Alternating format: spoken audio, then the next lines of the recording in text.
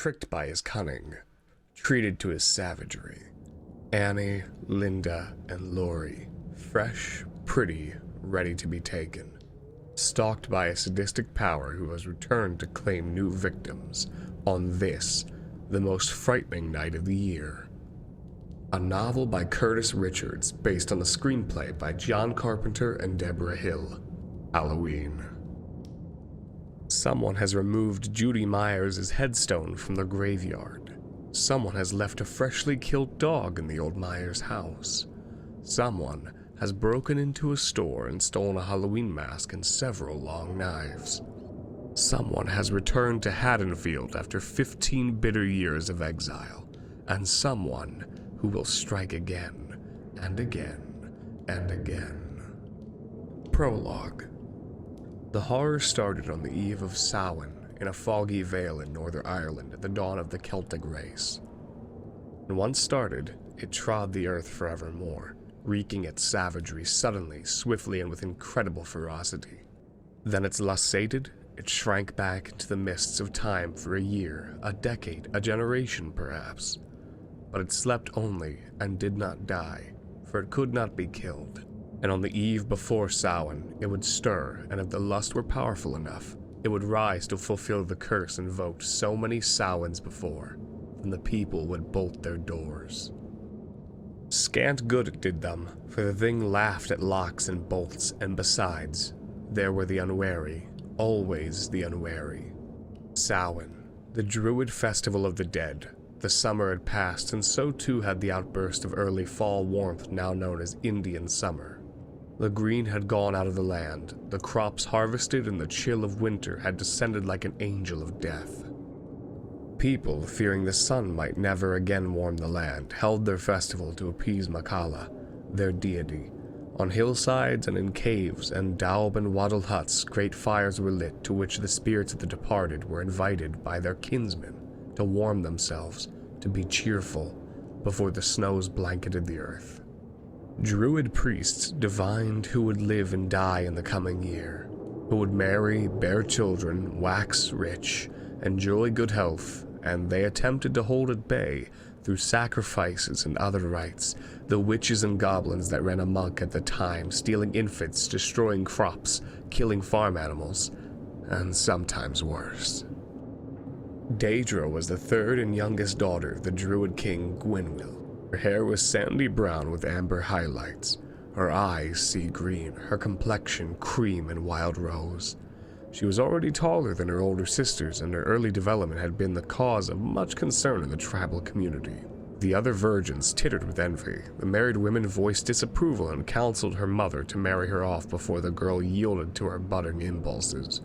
The young warriors eyed her yearningly, and the old warriors thought forbidden thoughts and reflected on their faded memories. His name was Enda. He was 15, and he loved Daedra with a secret passion that tortured him and at night caused him to cry out in his sleep. When it became rumored that Daedra's father, the king, was preparing to offer her hand in marriage, Enda consulted his kinsmen and asked if they thought his suit would be looked upon in favor. He suspected what the answer would be, but his longing overcame his embarrassment. "Oh, Daedra marry you?" his father cackled. "With your shriveled arm and your twitching mouth?" Enda had presented himself wrong end first when his mother birthed him, and the midwives had made a botch of his delivery. "She would as soon marry my goat," howled his uncle. "Or Bulik," his brother added, pointing to the runty dog worrying a greasy bone in the corner of their hut. "Besides," said his father, "I'm told she's but betrothed to Culin." "Now there's a lad worthy of that wench's pretty hole," his uncle burst out, raising his wineskin to his fat lips, and they continued to discuss Daedra's charms as Enda retreated miserably from the hut into the cold night.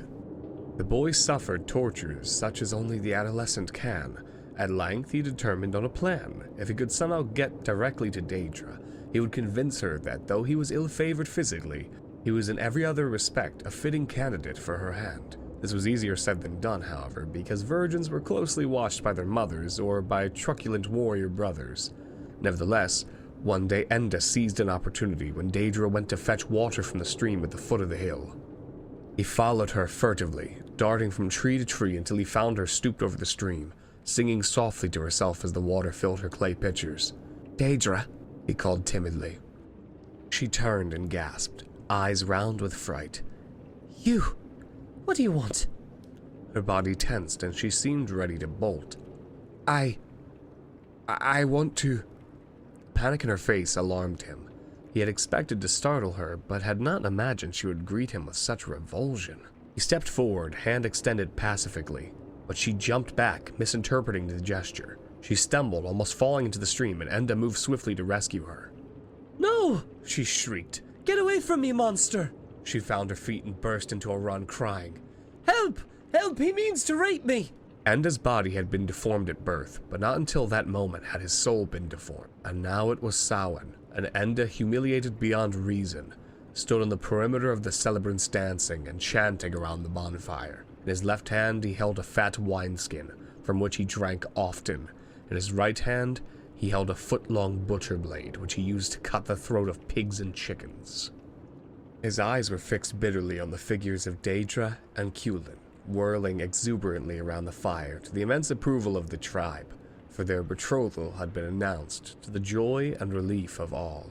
Enda's legs shook and his body trembled in the cold night, though the heat of the fire was intense, and when the couple pirouetted past him once more, he leapt like a wild cat on his twin prey. Unarmed, their elbows linked, they didn't have a chance. Enda's blade sliced easily through Culin's jugular and windpipe. His legs kicked out in a grotesque finale to his dance of life. Then he fell like a slaughtered bull, dragging Daedra downward. Her head turned away. She laughed, believing that her drunken partner had merely stumbled.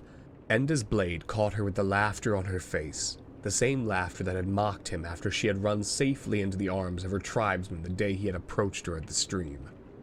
The highly honed weapon plunged into her breast up to the hilt.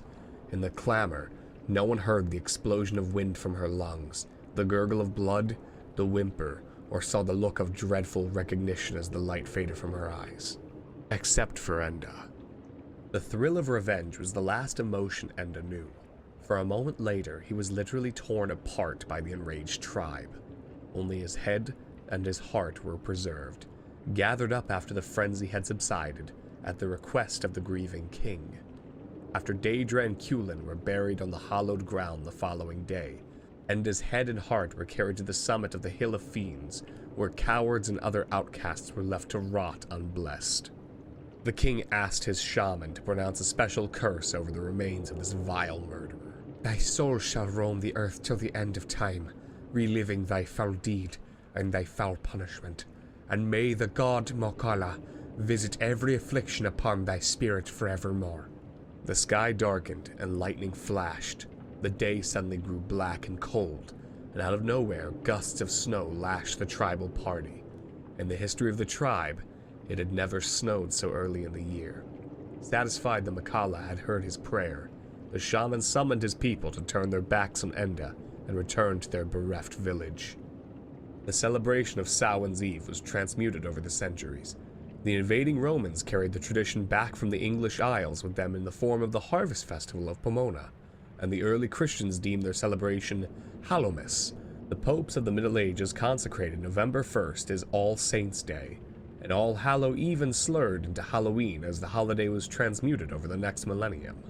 With the coming of modern civilization, the superstitions and traditions of the original festival lost their meaning and vitality. Token recognition could be seen in the custom of lighting candles and jack-o'-lanterns, hanging effigies of witches and goblins outside homes, and playing good-natured pranks that were a feeble cry from the mayhem of the old times. Children paraded about in costumes whose significance had long ago lost their correspondence to the terror of evil that had once gripped the world at the onset of winter.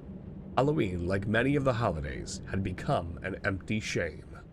Except that from time to time, the innocent frolic of All Hallow Even was shattered by some brutal and inexplicable crime, and the original spirit of the celebration was brought home to a horrified world.